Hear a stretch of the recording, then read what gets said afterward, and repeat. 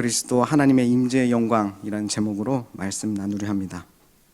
그리고 오늘 집에 돌아가셔서 할 큐티 본문은 히브리서 9장 1에서 10절 말씀입니다. 오늘 말씀에 이어서 큐티를 통해서도 하나님의 은혜 누리시기를 바랍니다. 이 아침 말씀과 기도로 하루를 여시는 성도님들을 주님의 이름으로 축복합니다. 하나님의 말씀을 우리 마음에 비추시고 하나님의 영광을 나타내는 삶이 되기를 기도하겠습니다.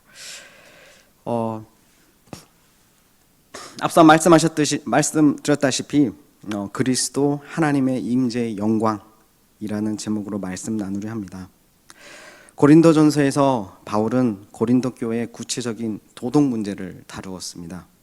고린도 교회는 지리적, 문화적으로 우상 숭배와 부도덕한 사회의 영향 가운데 놓여 있었습니다. 그래서 바울은 성과 결혼, 그리고 신앙 양심, 죽은 자의 부활에 관한 그 질문에 대해서 친절하게 답을 해서 써보낸 게 고린도 전서입니다. 바울은 바른 길로 인도하려고 애썼습니다. 또 직접 가보려도 했었고, 그런데 문제가 생기고 가보지는 못하게 되었습니다. 그리고 고린도 전서 6장 20절에 바울은 이렇게까지 썼는데, 강한 어조로 쓰는데 제가 읽어보겠습니다. 너희 몸은 너희가 하나님께로부터 받은 바 너희 가운데 계신 성령의 전인 줄을 알지 못하느냐? 너희는 너희 자신의 것이 아니라 값으로 산 것이 되었으니 그런즉 너희 몸으로 하나님께 영광을 돌리라고 편지에 썼습니다. 이것은 굉장한 전환입니다. 이제 하나님의 영광은 사라진 성전이나 성막에서 볼 수 없습니다. 바로 우리 삶에, 너희 그리스도를 따르는 사람들의 그 삶에서 드러내라 라고 말하는 것입니다. 오늘 본문 7절 같이 보시겠습니다. 눈으로 보시겠습니다. 하나님은 사람을 하나님의 형상대로 창조하셨습니다. 그리고 질그릇과 같이 흙으로 창조하셨습니다. 인간은 마치 내부가 비어 있어가지고 무언가로 자신을 채우려 하는 존재입니다. 지난주 우리는 우상 숭배에 대한 말씀을 기억합니다. 우리는 무엇으로 우리를 채우려 하는지 돌아보았습니다. 그리고 주일에 성막에 임한 하나님의 임재와 영광에 대한 말씀을 들었습니다.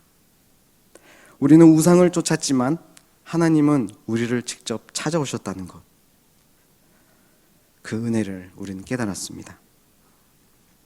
하나님은 모세와 맺은 옛 언약을 예수님의 새 언약으로 갱신하십니다. 6절 말씀 보시겠습니다. 빛을 창조하신 창조주 하나님이 인간을 찾아오셨습니다.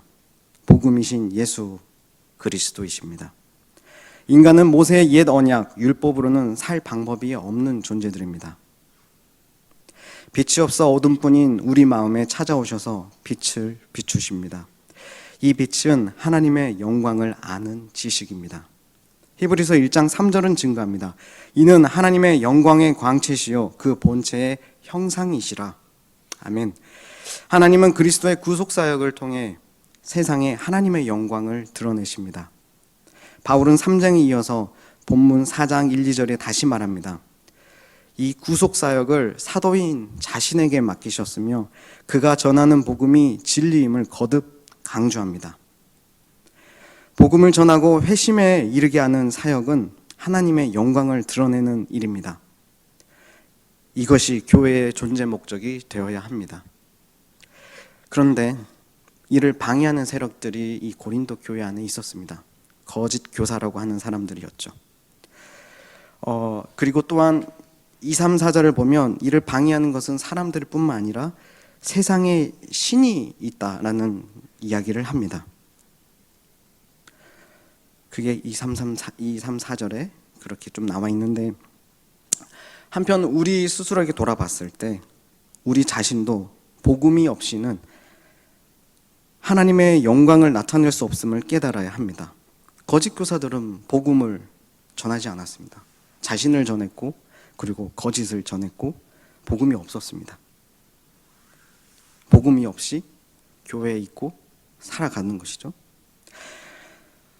바울은 서신서마다 복음을 이야기하고 또 이야기하는 것을 볼 수 있습니다. 자신이 복음을 전해 세워진 공동체라서 복음을 모르는 것이 아닌데 거듭 전합니다. 그렇습니다. 복음은 처음 믿을 때만 필요한 것이 아니기 때문에 바울은 계속해서 교회에게 복음을 적어서 보낸 것입니다. 복음은 처음 믿을 때만 필요한 것이 아니기 때문입니다. 우리도 스스로 날마다 거듭 복음을 전해야겠습니다. 교육자 공동체는 어제부터 챗 가스펠을 시작했습니다. 저에겐 새로운데 아마 성도님들은 한 번쯤은 경험해 보셨겠죠? 첫날, 어제가 첫날이었습니다.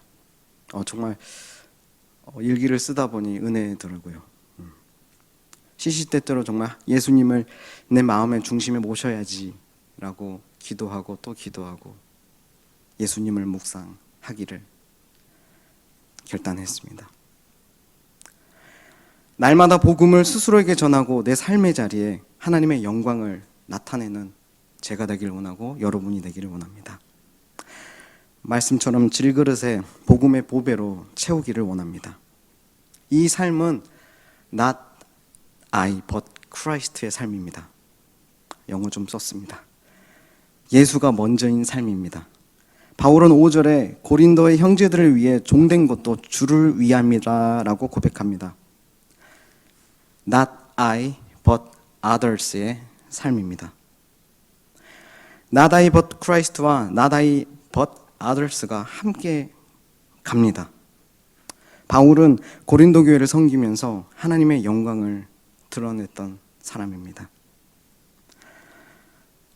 살짝 뒤로 먼저 뺀 게 있어서 다시 6절로 돌아갑니다. 6절 말씀 눈으로 보시죠. 모든 것을 시작하게 했던 6절의 그 빛이 그리스도의 얼굴에 있다고 말하는데 이것은 고린도후서 3장 18절 맨 첫 절, 첫 구절과 대조됩니다. 3장 18절 한번 눈으로 보시겠습니다. 하나님을 대면한 모세의 얼굴의 광채는 똑바로 쳐다볼 수 없었습니다. 사라지는 일시적인 영광이었습니다. 그런데 하나님께서 우리에게 비추신 빛은 그리스도를 통해 볼 수 있는 하나님의 영광입니다. 우리가 거울로 우리 얼굴을 살펴보는 것처럼 우리는 하나님의 영광을 볼 수 있다고 증거하는 것입니다. 정말 놀라운 일입니다.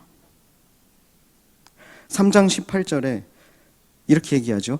주의 영광을 보매 그와 같은 형상으로 변화하여 영광에서 영광에 이르니. 그런데 더 놀라운 것은 분명히 볼 수 있을 뿐만 아니라 사라지지 않는다는 것입니다. 사라지지 않을 뿐만 아니라 점점 우리가 하나님의 형상으로 회복한다는 것입니다. 어떻게 이것이 우리에게 가능할까요?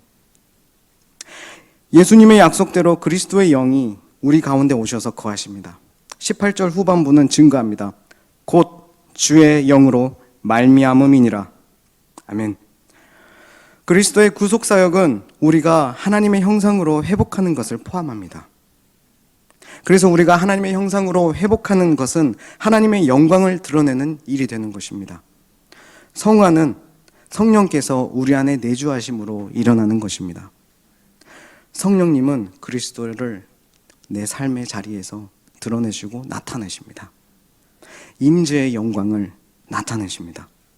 말씀에 순종할 수 있는 능력을 주십니다. 우리 삶의 자리에서 예수님이 우리의 주되심, 왕되심을 드러내십니다. 또한 주를 위해서 다른 일을 섬기는 일로 하나님의 영광을 드러내십니다. 준비한 말씀 여기까지입니다. 우리 이제는 기도하기를 원하는데 오늘 기도할 때 이렇게 기도했으면 좋겠습니다. 하나님, 나를 통해, 우리를 통해, 우리 교회를 통해 그리스도의 영광을 나타내 주시옵소서. 하나님의 영광을 내가 사모하게 해주시고 그리고 내 안에 주셨던 그 복음을 꾹꾹 눌러 담아 주시옵소서. 질그릇 같은 나지만 예수로만 가득가득 채워주셔서 예수님만 드러나는, 하나님이 나와 함께 하신 그 임재를, 그 영광을 드러내는 삶을 살게 해달라고 그렇게 오늘 아침에 기도하며 나아가면 좋겠습니다.